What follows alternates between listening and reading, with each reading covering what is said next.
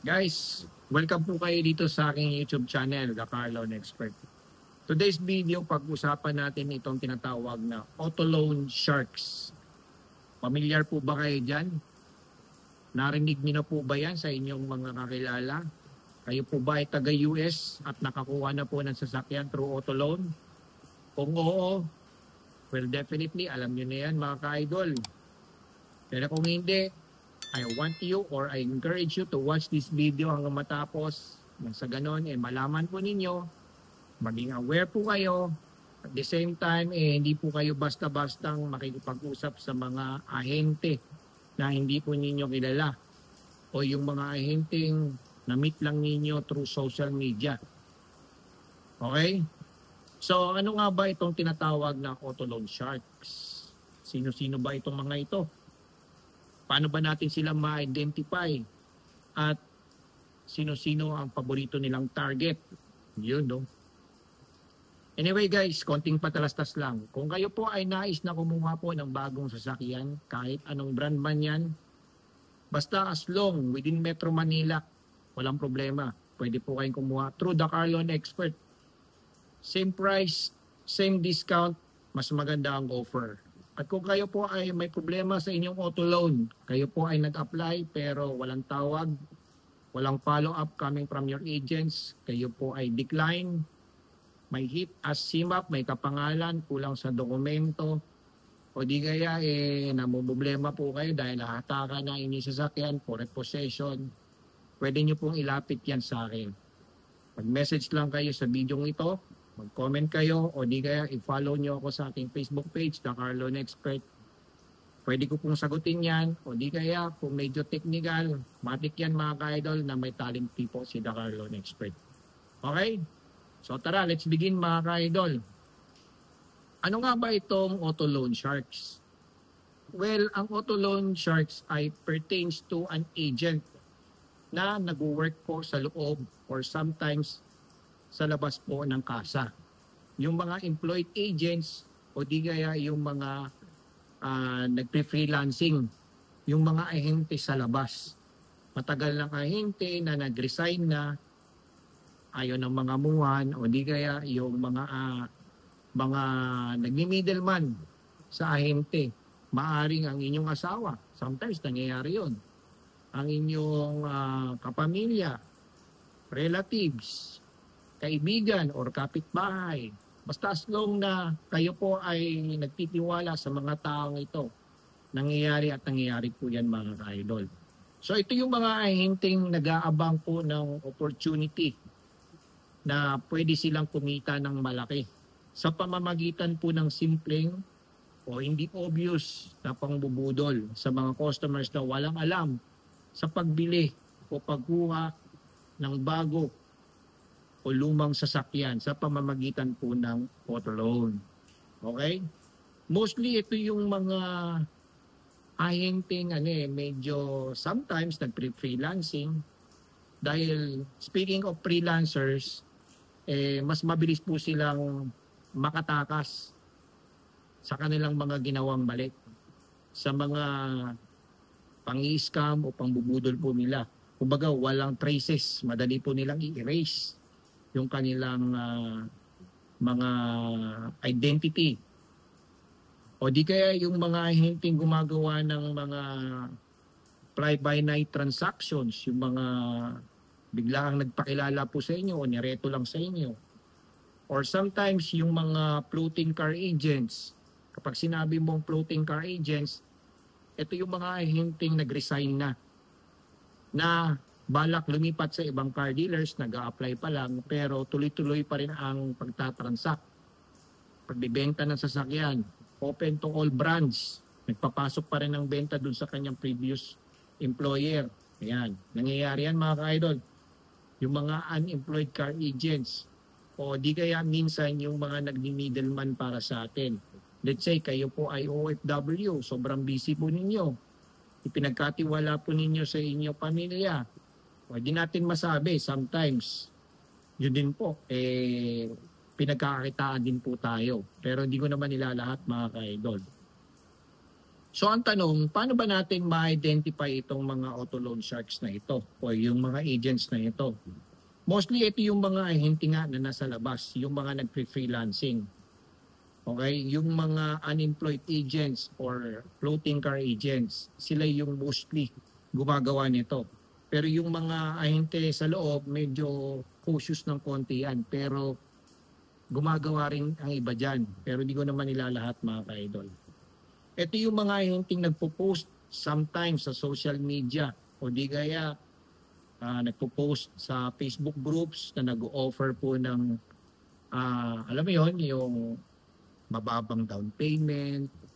Kung wala kang approval, let's say, kayo po ba ay may problema sa inyong approval, hindi kayo ma-approve, may SIMAP po kayo, walang problema, kaya po namin kayong ipa-approve.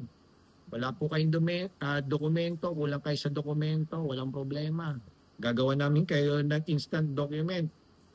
Diba? Di natin alam, pinofraud na pala yung mga documents na yun, diba? Like yung bank statements. Diba? O kaya audited financial statements, o kaya yung mga registrations. Kaya nilang gawan yan mga ka-idol, para lang kayo ay ma-approve. Pero di natin alam, sometimes sumasabit din yan mga ka-idol.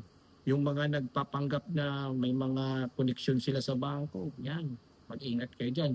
Yung mga agents ng kasa, na mostly nagsasabi po na may connection daw sila sa bangko, kaibigan nila yung taga-bangko, kamag-anak nila yung taga-bangko, na may experience sa iba't ibang klaseng auto loan style sa loob at labas ng kasa. Medyo mainit ito sa mata ng management. Ayaw na ayaw po ito ng management na naglalabas po ng benta sa kasa.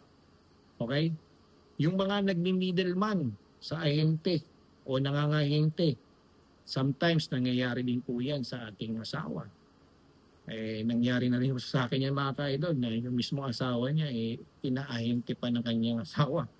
Yun, kapatid, magulang, o yung magulang na let's say kayo ay OFW, pinatransact ninyo sa inyong magulang. Nangyayari din po yan pero di ko naman nila lahat. Kapamilya, kamag-anak, kaibigan o kapitbahay. Basta as long na nagmi-middleman po sa inyong transaksyon, nangyayari po yan mga ka-idol. Pero di naman lahat. So ang tanong, sino-sino ang mga paboritong lapitan ng mga ahenteng ito? Okay, number one, ito yung mga first time na customers pa lang. Okay, nakukuha po ng sasakyan through auto loan. Mapa-brand new man yan or mapa-second hand. Okay, number two, yung mga OFWs na walang time po dito na mag-apply. Sometimes yung mga seaman na first time lang nakukuha ng sasakyan. Pero ngayon, yung mga seamans medyo matatalino na mga ka-idol.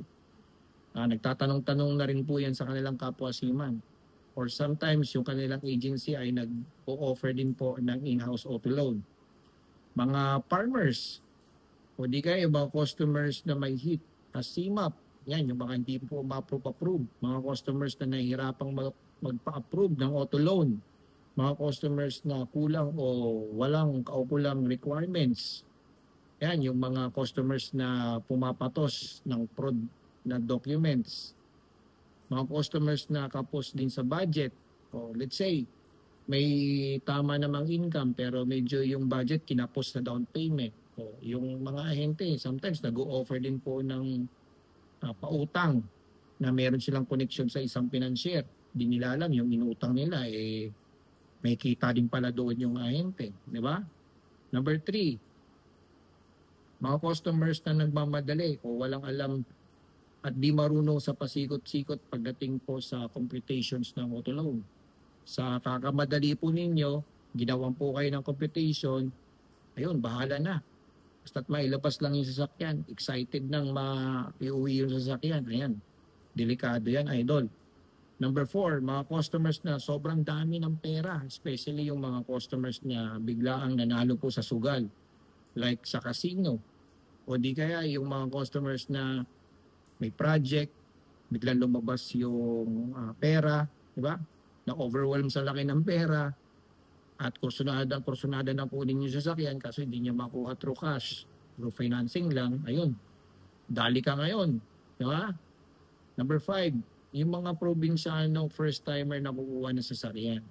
So kapag nalaman po ng inyong ahente na kayo po ay probinsyano at first time lang nakukuha ng sasakyan at walang kaalam-alam kung anong klaseng sasakyan ang kukunin ninyo, wala po kayo kay idea kung ano ang meron nito para sa inyo, ano magandang variant, nako, definitely mauwi po kayo sa iba't ibang sasakyan na i-offer sa inyo na pwede silang kumita.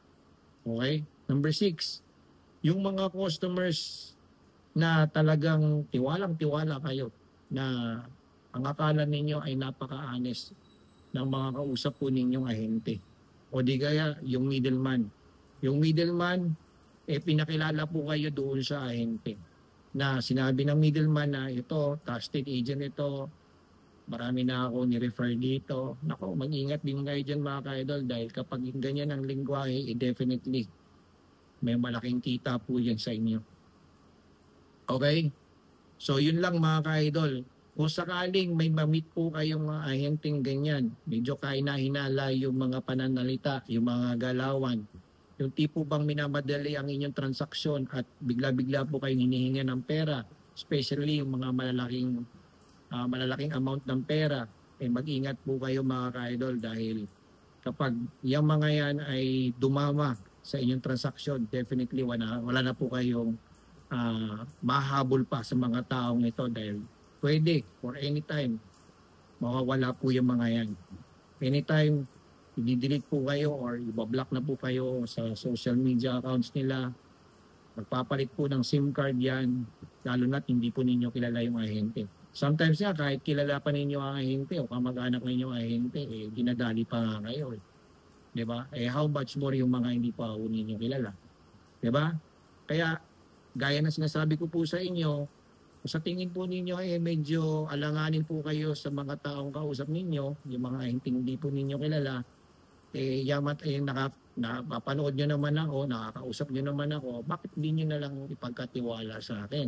Guaranteed naman lahat ng transaction ipabor sa inyo.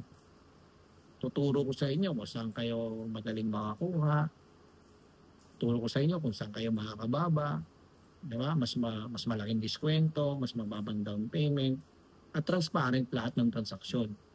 At hindi lang yon, syempre guided ko rin kayo after sales service na kahit ilabas na ang inyong sasakyan, nandyan pa rin ako sa tabi ninyo na maasahan ninyo, makakausap po ninyo all the way hanggang sa magpapalit pa kayo ng sasakyan. Kung ayaw nyo po ba yan? Okay, so I hope nakatulong po ang video nito mga ka-idol, knowing kung ano-ano itong auto loan sharks. So, ang auto loan sharks ay pertain sa mga ahente sa loob at labas ng kasa. Kilala po yan ng mga Amerikano, idol. Alam na alam po nila yan dahil nangyayari din po yan sa Amerika. Okay? So, thank you for watching. Dito lang kay The Carlon Expert.